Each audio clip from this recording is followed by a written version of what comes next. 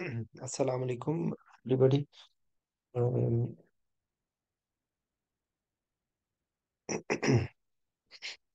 Today, we will just discuss some points related to what are the concerns when we are working in endoscopy.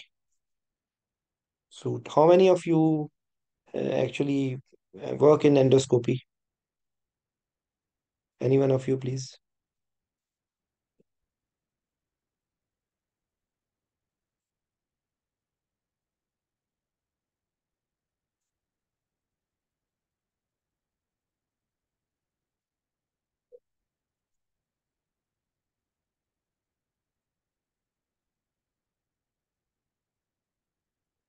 Okay, actually, um, whom among you have done work in endoscopy?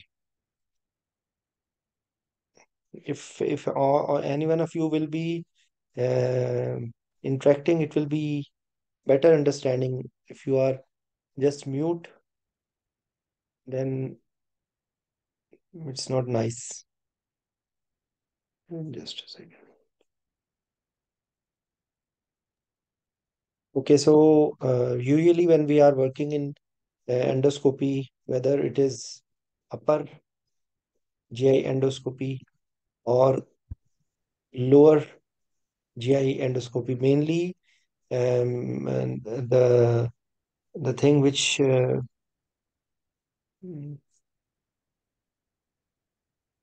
a second, actually I am not very good in.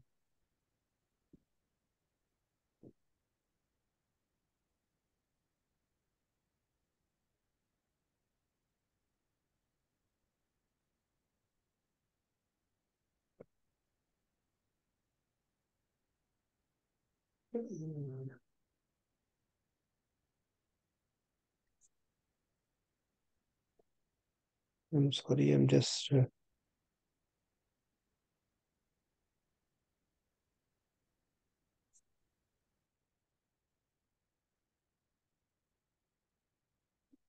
second, please.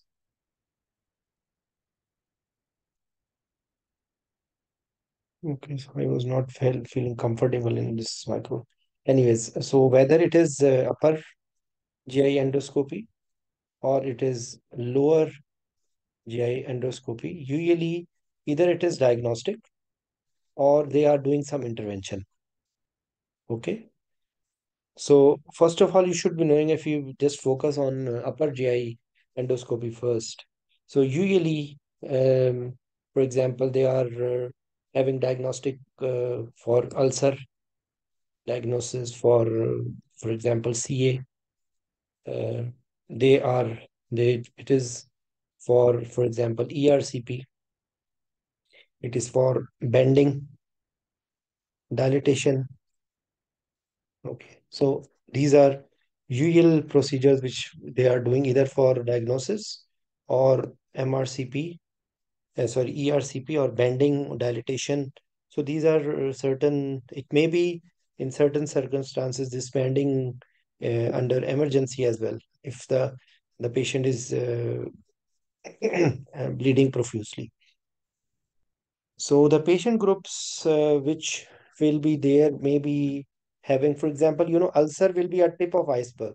So maybe these ulcers are because of chronic steroids intake or, for example, NSAIDs intake.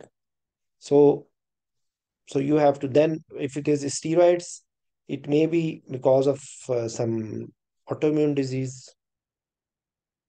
Okay. Similarly, for NSAIDs, also maybe autoimmune disease or, for example, rheumatoid arthritis or osteoarthritis or any patients in which they are taking chronic steroids, even maybe COPD. Okay. So, like, you have to just dig into it, that if there are ulcers, what may be the reason for it. So, like, only just proceeding without proper understanding of the situation will will lead to imperfect planning. Okay, because you should be knowing what you are doing. So, for example, if it is CA, like if it is, even it may be like involving, for example, esophagus. So the dilatation which they are doing it for either pylorus, or they may be doing for esophageal strictures. Okay, so you should have an idea why this stricture developed. Is it part of some like medical disease, like there is some web in Plummer-Vinson syndrome, so then it will be related to anemia. Okay, so if it is related to, for example, any trauma, so the concerns related to that will come. So like what I'm giving you an idea, the etiology may be different in different conditions, but whatever is there, it's very important to discuss with the surgeon, with the gastroenterologist, what are they planning. Okay, because if you proceed without proper planning and understanding why they want to do it, then you may miss something. Okay, because the like if we will just go into few of the problems which you can face during this upper GI endoscopy. For example, you bleeding can occur. Okay, in case, especially if it is they are doing this for varices, so bleeding can occur. So then the bleeding protocol, like everything which may be important related to bleeding will be there. Varices, of course, that patient can be of CL, this chronic liver disease. So there will be concerns related to chronic liver disease. So the problem is that you are working in unfamiliar environment with limited access. This is what we call as NORA, non-operating room anesthesia. You have limited resources. This is unfamiliar environment, and you have a patient which can have something very serious. So in these patients, for example, if it is a bleeding patient with reference to CLD or with reference to varices, there may be the patient may be taking some this octreotide. Okay, or like sendostatin, or like any medications for the stoppage of these controlling this varices. Okay, so and the procedure which they will be doing it is either banding or sclerotherapy or some things like that. So that will not be much related to you, but you have to be ready for any bleeding or anything, any side effects of the medication which the patient will be taking. So these are some important points when they are doing it. And of course, any injury can occur, and any procedure like that, it may be associated with vagal stimulation. So you have to be careful about it. These patients sometimes, especially if there is delayed gastric emptying, so in case of pyloric stenosis, for example, so there will be risk of aspiration. Okay, so you have to be anticipating these things. So usually when they are doing it, even we will just have a look on some of the procedures which they do with colonoscopy. So usually it may be, for example, CA. It may be inflammatory bowel disease. Okay, Crohn's disease, or ulcerative colitis. There is another condition, pseudo membranous colitis, which has a lot of pseudomembranous. I'm sorry, this is pseudomembranous colitis. Okay, and also maybe polyps. So yes, Dr. Irfan, you are raising the hand.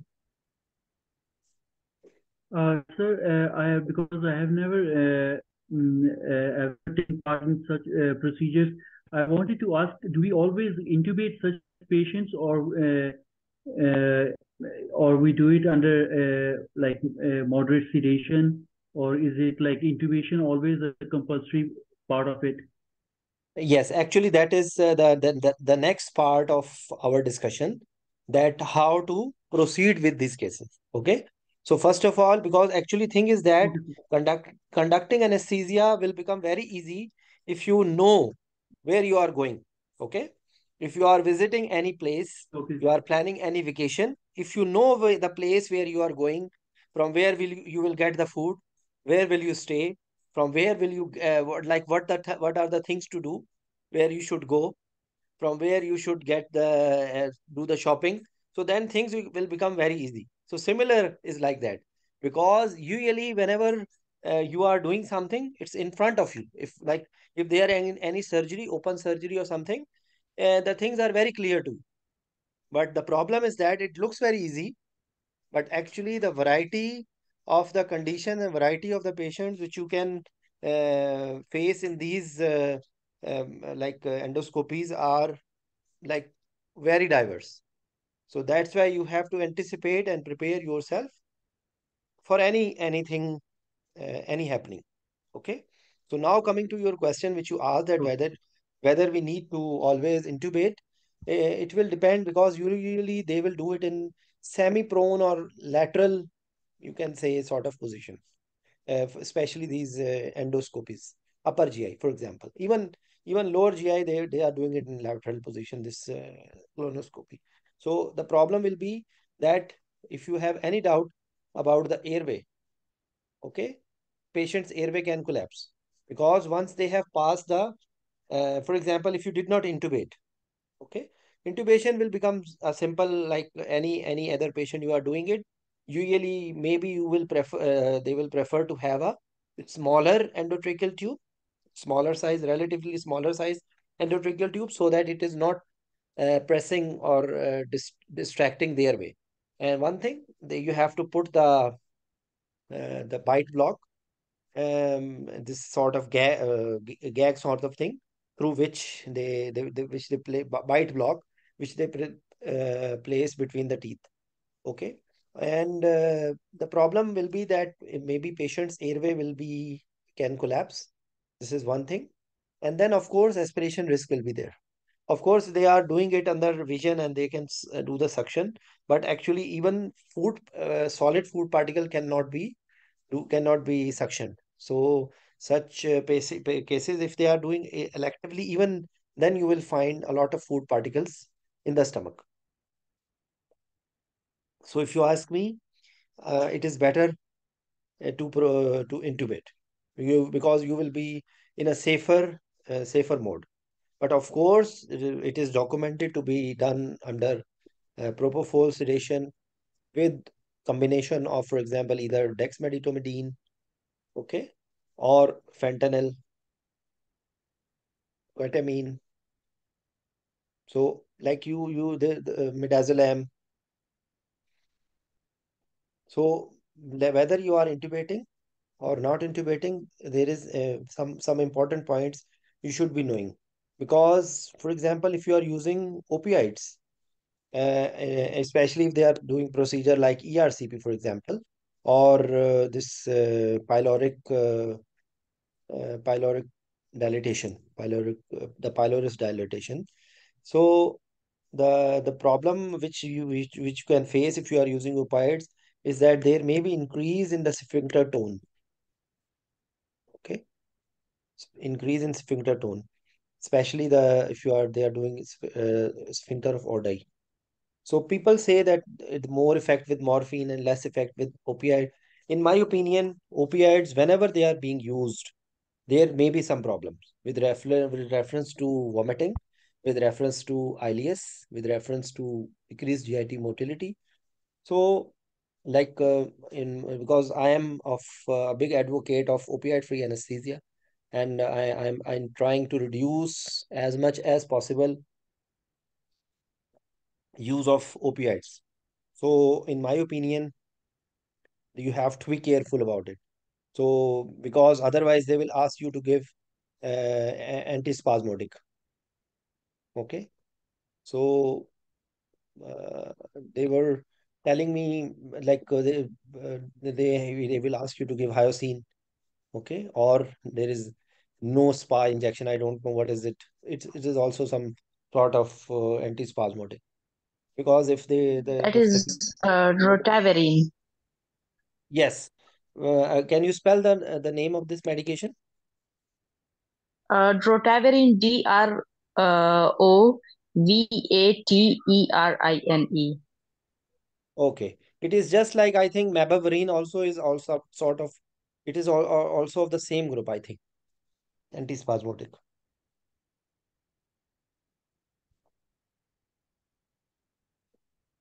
Okay, sorry. So anyways, so you have to be um, looking into this consideration. Okay. So the rest of the conduct of anesthesia will be same. Usually, if they are doing it, for example, you say in deep sedation, okay. So again, the problem will be the airway. So if you have any doubt, it is better for you to intubate. That's what my message is with relation to this procedure. Otherwise, if the surgeon is very quick and the procedure doesn't seem to be too prolonged, then you can chance with the sedation.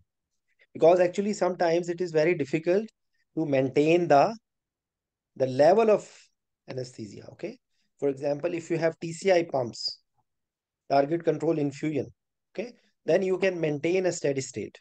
Otherwise, if you are using, even if you are using with the syringe pump, the normal syringe pump in form of, for example, tiva, okay, so even then, because when once you have only put nasal cannula, how much percentage of oxygen you can give? Only maybe around 40%. So there is always a chance if the patient goes in apnea, there is sort of obstruction which can occur with the if you are giving in boluses, this problem can even be more. Okay, so that's what I'm saying, that sometimes the book says something, even there are some research going on around the world, but I'm a very simple person. I just try to be very logical. So in my opinion, we should intubate. Okay. Yes, colonoscopy as a little different thing, because in colonoscopy you will have the upper airway with you, so you can even do some manipulation.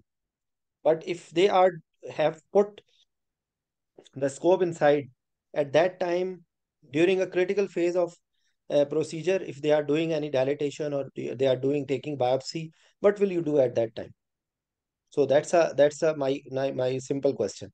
Even if even it is adult or even it is pediatric, because people will say pediatric, okay, intubate. But what about adults? They can also have any problem. So that's an issue. When they are doing colonoscopy, actually it sometimes become easier, because you have the access to the airway and you can do anything. The other problems which you can, in addition to the bleeding, especially when they are doing colonoscopy, there is high incidence of vagal reflexes. So there may be bradycardia.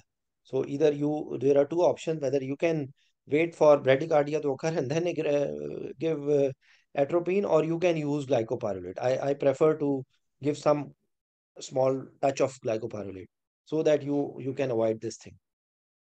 Okay. So similarly, as I told you that in colonoscopy, these patients may have inflammatory bowel disease, or these patients may have CA of rectum or sigmoid colon or something like that. So you have to anticipate accordingly. If there is CA, so all the concerns related to CA will come into account. This patient may have metastasis. This patient may have bone marrow suppression because of chemotherapy. This patient may have this bone metastasis, lung metastasis, liver metastasis, or involvement of when they are trying to take biopsy, this patient might start bleeding. Similarly to what happens in variceal bleed, because cancerous tissue can bleed.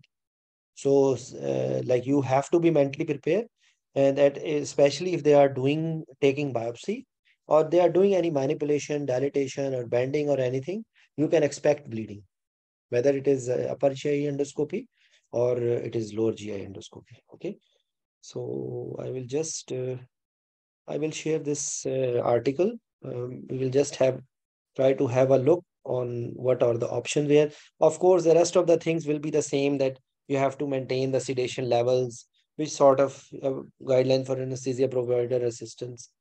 Anesthesia assistant should be considered in following sedation. Sometimes they are doing it under, actually this is done by conscious sedation by the gastroenterologist. So they need to be certified, and especially if it is not with comorbidities, or they can handle the situation. Otherwise, like there will be some hospital policy according to which they will filter out the patients which need GA. Or if patient refuse, for example, if patient is refusing to be done under simple sedation, which is performed by the non-anesthesia doctors, okay. Otherwise, it will be like any general anesthesia patient, okay. Unsedated endoscopy, they can do it under an unsedation, without sedation as well. But again, there is risk of some complications, like as I mentioned about like bradycardia and things like that. You see, propofol mediated sedation, ketamine can be used. Recommendation for, you see, at least one who is qualified ATLS. Okay, and then what they are saying, dedicated to uninterrupted monitoring of patient. This is what we call as a standard one. Physiological monitoring like pulse oximetry, ECG, blood pressure monitoring. Okay, pulse oximetry is not a substitute for monitoring ventilatory function, which so capnography is there. Capnography should be considered because it may decrease the risk during deep sedation. Okay, continuous monitoring will allow, even if you have, if you are able to put the face mask, which is difficult actually, but you can still place, even in front of nasal cannula, you can just place the like end-tidal CO2 probe. Like it can it can have some reading, so it will be easier for you to monitor whether the patient is breathing or not. Age appropriate equipment for airway management resuscitation must be immediately available. A physician should be present throughout propofol sedation. They are actually, this is not anesthesia guideline. This is guideline provided by the, I think, GI people.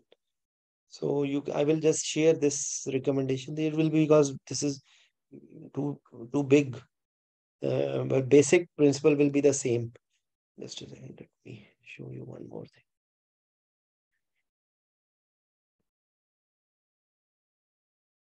So this is also an article about it. So you see, formulating an anesthesia plan. That's what they have questions to be asked during this brief. How to do it? Even a microlaryngeal tube will obscure the posterior 1/3 of the vocal cords and may impede surgical access. No, I'm sorry. This is something else. This is for endoscopic surgery. This is ENT. This is the wrong article. This is no. This is not for it.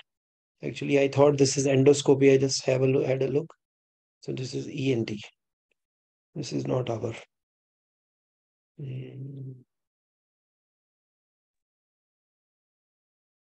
Yes, this is for, I think, ERCP. Okay.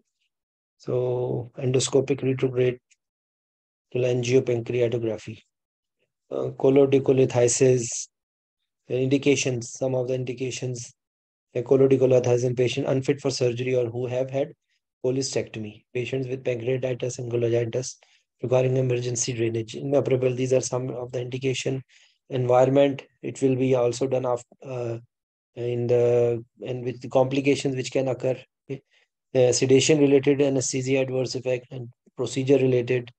This is a long list of uh, problems are usually the same, that airway will be lost. So there will be risk of aspiration and patient might need to be converted to GA. Hypotension, because I told you that whenever we are giving propofol or dexmedetomidine or things like that, there may be cardiovascular sequelae. Okay, so that's what they have written: aspiration, hypotension, arrhythmias.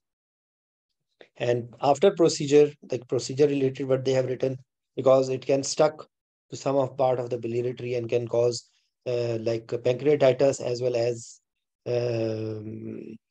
jaundice. Okay, so what they have same thing they have written here. Safety standard positioning, preoperative assessment. Positioning, as I told you, it will be in the prone, semi-prone position, supine or lateral decupitous position.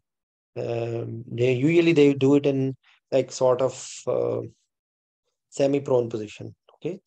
Antispasmodic, as I mentioned with you about antispasmodics, analgesia, opioids cause contraction of sphincter of Vodier. They are not contraindicated, but actually, what is my experience, whatever experience I have in this field with ERCP, whenever we give more opioids, they are struggling. Then they are asking you to give. So actually, I'm trying to not to use any opioid and replace it with the lidocaine or like dexmedetomidine. So that's what I'm trying to do. Okay, so this was just few words about this important topic because we don't face, because remember one thing, I have a special relationship with the ERCP because once upon a time when I was doing my board exam, I was asked this question and I was not able to perform very well. So now I recall that time when I had passed through this phase. So this is something else. Anyways, thank you very much for your presence. Any questions? Anyone? Irfan, are you clear now?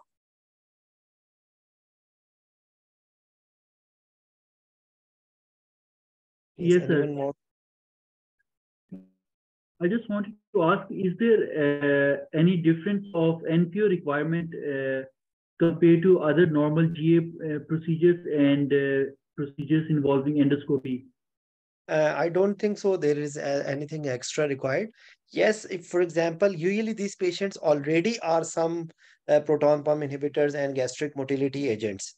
But if, for example, if you can, if you like prepare with the pre-medication, along with that, you give something for gastric motility or as like reducing the acidity. This may help. Okay. But if it depends on actually, this endoscopy word, endoscopy or gastroscopy is a broad terminology. You should be knowing what they are doing in that procedure. So that's why discussion with the surgeon is very important. Sometimes they are doing something in the pathology, something like that you are expecting delayed emptying to that patient. And now with the emergence of POCUS, actually you can just put a probe and you can see the stomach contents. How much is the stomach content? Of course, it all depends on the expertise level you have. Okay.